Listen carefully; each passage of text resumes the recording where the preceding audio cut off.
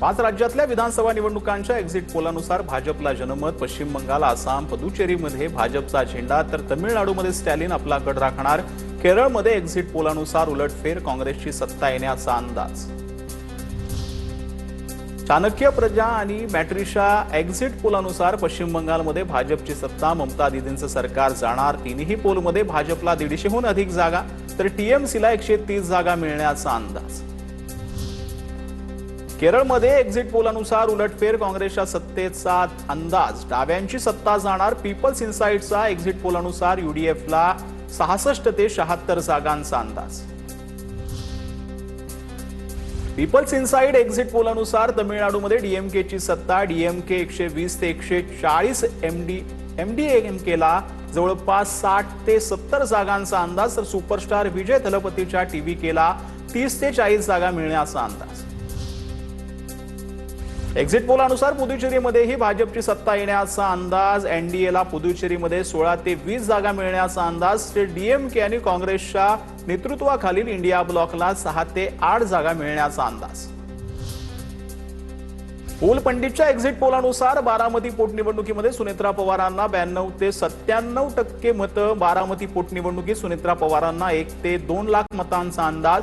तर राहुरी विधानसभा पोटनिवडणुकीमध्ये अक्षय कर्डिलेंना 78 ते 83% मतं मिळण्याचा पोल पंडितचा अंदाज. रुद्र रिसर्च पोलानुसार सुनेत्रा पवारांना 95% मतं तर राहुरीमध्ये अक्षय कर्डिलेंना 76% मतदान.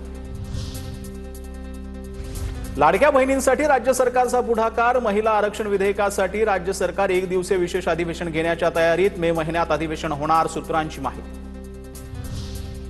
सरनाईकांच्या विहंग समूहाकडून भाजप आमदार नरेंद्र मेहता यांना नोटीस. बदनामीकारक आणि खोटी विधानं तात्काळ थांबवावी अशी नोटीस. भाईंदरपाड्यातील जमीन बळकावल्याच्या मेहतांच्या सरनाईकांवर आरोप. पोलिसात तक्रार दाखल.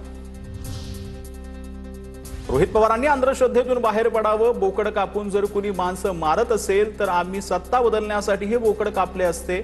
संजय राऊतांचा रोहित पवारांना टोला पाहायला मिळतोय. तर संजय राऊतांना माझा प्रश्न समजला नाही. काळी जादू करणाऱ्यांचा हेतू काय हे समजून घ्या असं सांगतोय.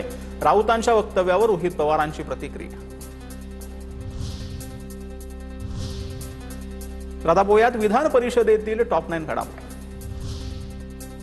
अंबादास दानवे विधान परिषदेसाठी महाविकास आघाडीचे उमेदवार. उद्धव ठाकरे मवियाकडून उमेदवार नसणार. ठाकरेंकडून अंबादास दानवेंना उमेदवारी. उद्या सकाळी 11 वाजता दानवे परिषदेसाठी उद्या आपला अर्ज दाखल करणार. उद्धव ठाकरेंनी विधान परिषदेवर जावं अशी सर्वांची इच्छा होती. मात्र ठाकरेंनी एका सामान्य शिवसैनिकाला त्यांच्या जागी जाण्याची संधी दिली. उमेदवारी मिळताच अंबादास दानवेंकडून ठाकरेंचे आभार. विधान परिषदेसाठी काँग्रेसही उमेदवार देणार. हर्षवर्धन सकपाळ सध्या दिल्लीत. पक्षश्रेष्ठींशी चर्चेनंतर नाव जाहीर करणार. ठाकरेंची शिवसेना विधान परिषद लढत असेल तर राज्यसभा आम्हाला मिळावी. काँग्रेसची मागणी ठाकरे उमेदवार असते तर आमची पाठिंब्याची भूमिका होती. वडेट्टीवारांकडून स्पष्ट.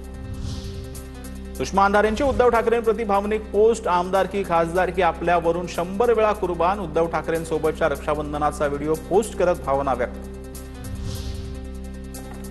भाजप विधान परिषदेसाठी अतिरिक्त उमेदवार देणार असल्याची चर्चा. ठाकरे उमेदवार नसल्यानं मवियात नाराजी. भाजप केंद्रीय पातळीवर चर्चा करण्याची शक्यता. सूत्रांची माहिती. राष्ट्रवादीने भाजपकडे अतिरिक्त मत. विकास आणि शेतकऱ्यांच्या मुद्द्यावर मागण्या मान्य असल्यास युतीचा विचार करू. नुसत्या आमदारकीसाठी सोबत जाण्या इतका नालायक नाही. बच्चू कडूंची भूमिका. शिंदेंनी विधान परिषद दिल्यास त्यांचे पाईक होऊन काम करू. कडूंची प्रतिक्रिया. तर बच्चू कडूंसोबत चर्चा झाली मात्र अंतिम निर्णय एकनाथ शिंदे घेतील. मंत्री उदय सामंतांची प्रतिक्रिया. शिवसेनेकडून नीलम गोरेंना विधान परिषदेवर पुन्हा संधी मिळणार. सूत्रांची माहिती. पक्षातच त्यांच्या नावाला विरोध करणारा एक वर्ग सक्रिय. मात्र वरिष्ठ नेतृत्वाकडून गोरेंच्या नावावर सकारात्मक विचार. विधान परिषदेवर संधी न दिल्यानं भाजपचे संजय केनेकर नाराज असल्याच्या चर्चा. छाटले जरी पंख माझे पुन्हा उडेन मी. केनेकरांचं स्टेटस चर्चेत. केनेकरांना परिषदेवर भाजपाकडून 13 महिन्यांसाठी संधी मिळाली होती.